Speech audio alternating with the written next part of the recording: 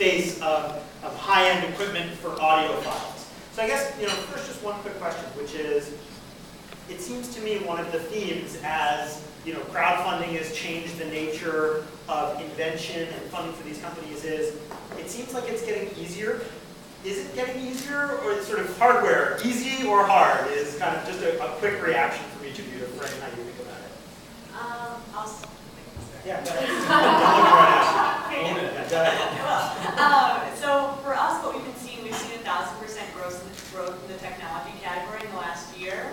And I think that is because people are getting more comfortable, one, with hardware, and from people expecting that one thing, having this accessories like Misfit Shine. I have my Misfit Shine in my bag. I should be wearing it. I'm terrible. But that you're seeing that it's actually paying off. You're seeing the Ouya in the world, and these things are real. And they're happening, and that you made them possible. Like we all made them possible. And so that's the amazing thing. It's a validation, and that it's actually bringing things to life and empowering entrepreneurs.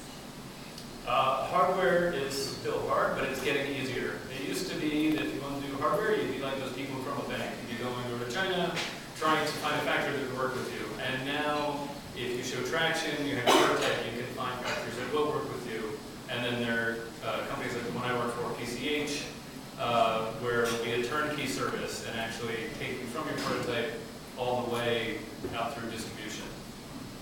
I'm going to say it's become more accessible. It's become more of an option in people's minds, but it's still quite hard, particularly in, I see a distinction between building a product and building a company. I feel that building a hardware company is incredibly complex in ways that building a software company. So what do you mean? Say, can you just draw that out a little bit? What do you mean? Because I'm like nodding along saying, yes, I can show you some fresh scars from that. Sure, but, exactly. But what do you mean? A representative example would be if you were going to be on a physical shelf, having a brand is critical. Iterative development is not something that you can do very easily. Once you go to tooling, you're kind of set. This is what you're producing. Establishing a meaningful minimum viable product is particularly complex. You don't have the option to, you have to do a lot of your consumer research very far up front, but you're asking people to visualize something where you can't just kind of whip together mock-ups, throw something out in Roku and, and say, here, would you use this? It's difficult to get people to envision a completed product when you don't have your feature set defined to begin with. We'll come back about that. No, I think you hit a lot of stuff there that is right for us to mine, but let's just hold for a second. Get Gavin's point of view. Hardware's hard, but the experience that we had, especially in this last year, is that thanks to platforms like crowdfunding, we can indeed go to our potential buyers and say, this is our idea. No, it doesn't work. It doesn't exist. Would you buy it? And see what happens. Yeah. So and so what's your experience been with that? Oh, well, it's now the driving force in how we do our R&D at our company. A lot of our backers have complained a little bit that we are moving in a direction of doing a lot of crowdfunding campaigns. We did 2 campaigns last year, and there is some concern about that. We raised $1.5 million. Cool. But I was just communicating with our backers yesterday and telling them, we will indeed do this. This is what we do anyway. It's our R&D cycle. It's just now we've opened the kimono and you can see the R&D cycle. And so that's the direction that we like to go, and we feel that it's a valid. And so, tell us a little bit more about Easy. So it sounds like you've replaced some form of private market research with basically public market research. Yeah, I think it's not that doing focus groups and private market research isn't valuable. You will get that data. You'll get data. Is it valuable? I mean, I guess, let me just ask everybody here. I feel like we've had these crazy alternatives as an industry to just asking customers because we thought customers couldn't take it or because there was no mechanism to ask people. And so we did these weird things of one-way class and we, asked people questions. I mean, just to probe on that for a second, is there a role for regular market research? I don't think it's not nearly as accurate. Right. So it's not nearly as valuable as getting a consumer to give you their money, and that's their vote. Totally. Okay, so I just want to come back to something that you said about, you can't be as iterative with hardware. I think there's been obviously this whole movement with software startups about, rapid response to customer needs, putting out a hypothesis in the form of a partly finished product, sort of the lean startup movement generally, right, all that. And so I guess the question is, to what degree, if any, does that apply in the world of hardware? I think the customer interviews and the upfront research is still comparable between both. Manufacturing, not so much.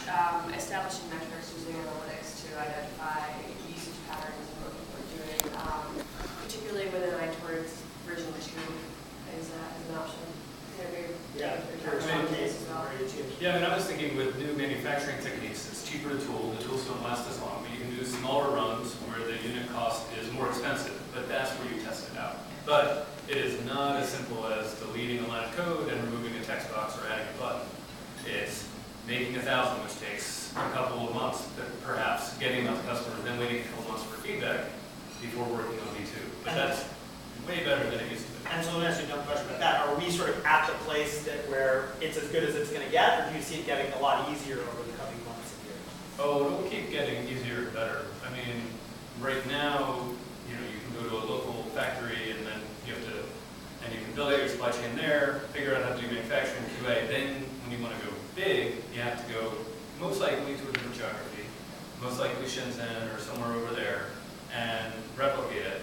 And I think we'll move to an area where you can replicate more directly. So you can test, and then the same type of factory will be set up in these other areas. Now the reason, just to back up a little bit, one of the reasons that Shenzhen is so dominant in this is that that's where all the components are made. So when you see designed in the US or assembled in the US, more the assembled part, that means that those companies they're getting all their components and probably doing sub-assemblies overseas, and then stretching their supply chain months at a time, thousands and thousands of miles at a time, and then doing assembly, which means if they hit a snag, they're waiting months for their components. And so it's a real kind of tricky bit to actually do the assembly away from your suppliers. And it's a brave company that will do that. And so let me just ask, and it looks like Kate was about to say something about your chance to say, but if I were starting a company today and trying to make my initial production runs of some device that I wanted to make, is your advice to do it locally where the company is, or to do it in China, or under what circumstances would you recommend one or the other? So a company that I'm aware of right now that is doing their developer kits. So they've shipped about 10,000 units, and they're iterating through the product. They produced it all locally. And so as they went through V1, and then V2, and then they got their form factor right. Now that they've got that and they're getting ready to actually start shipping more broadly, they're going to move to China. Okay. So it's sort of a matter of fine to start wherever you are in the beginning, but then you hit a scale point and you have to, go. You're going to go over 5. If you see yourself going over 5 to 10K units per month, then it just makes sense to be able to do that. From an economic standpoint. Right. It's interesting, it's just from the China-US example, that we have a campaign live on Indiegogo Bloomberg, which Slava referred to earlier, that they actually have through their campaign that you can select through the first, so do you want it to be US manufactured or China manufactured? Really? But yeah, the pricing is different for the two, which is really interesting. Wow. What are people picking? Actually, what is it? I should have looked at it right beforehand, because if I would. I got you. Okay, cool. All right, next. Follow up for our next panel. Sorry. Oh, give me a second. It's funny, I just saw your notes at China. There you go.